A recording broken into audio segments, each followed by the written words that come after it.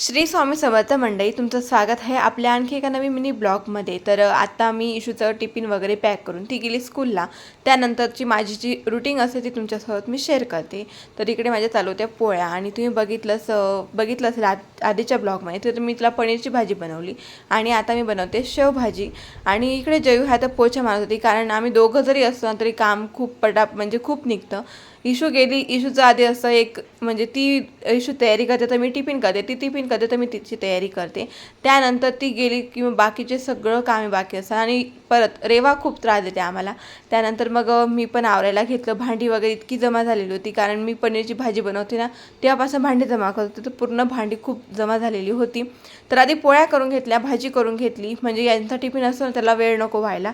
10 वाजले की टिफिन द्यावा लागतो, आता 9 वाजले होते, तर म्हटलं आधी टिफिन रेडी करते, मग भांडी हे केव्हाही आवरली जातील, तर म्हटलं आधी आवरून घेते आता। तर टिफिन भाजी वगैरे गार करायला ठेवली यांची आणि टिफिनमध्ये, आणि मग मी भांडी आवरायला घेतली। भांडी तुम्ही बघितलीच, खूप भांडी होती।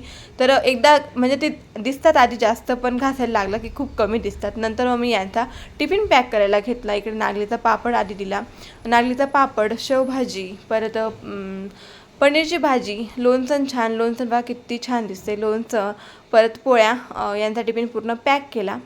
आणि आई आहेत ना देवाला स्कूलमध्ये घेऊन गेल्या होत्या। तुम्हाला बोललीच मी तसं की तिची स्कूल 9ला चालू होते, मग आई 9 ते 11 तिला घेऊन जातात। तोपर्यंत जयूचं पण मस्त आवरून थोडंसं आराम पण होऊन जातो, कारण ती जर लवकर उठली असं काही तर ती अजिबात इतकी चिडचिड करते, काहीच आवरू देत नाही आणि तिला फक्त मम्माच पाहिजे असते। म्हणून ती रेडी झाली की आई तिला लगेच बाहेर घेऊन जाता। आणि हो गाईज, आज मनात आलेले काही विचार मला तुमच्यासोबत शेअर करावंसं वाटतंय। आशा आहे हे शब्द तुम्हालाही नक्की आवडतील।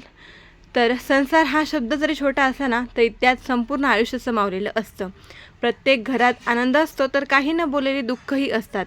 प्रत्येक चेहऱ्यामागे संघर्ष असतो, पण तरीही प्रत्येक सकाळ नव्या आशा घेऊन उगवते। संसार टिकवायला फक्त प्रेम पुरेसं नसतं, त्यासाठी विश्वास, संयम आणि समजूतदारपणा आणि एकमेकांना जपण्याची मनापासूनची इच्छा लागते। आयुष्यात कितीही कठीण प्रसंग आले ना तरी आपल्या माणसांची साथ असेल तर प्रत्येक संकटावर मात करण्याचं बळ मिळतं। म्हणूनच संसार परिपूर्ण नसतो, पण तो प्रेमाने आणि आपुलकीने जपला तर त्याहूनही सुंदर काहीच नसतं।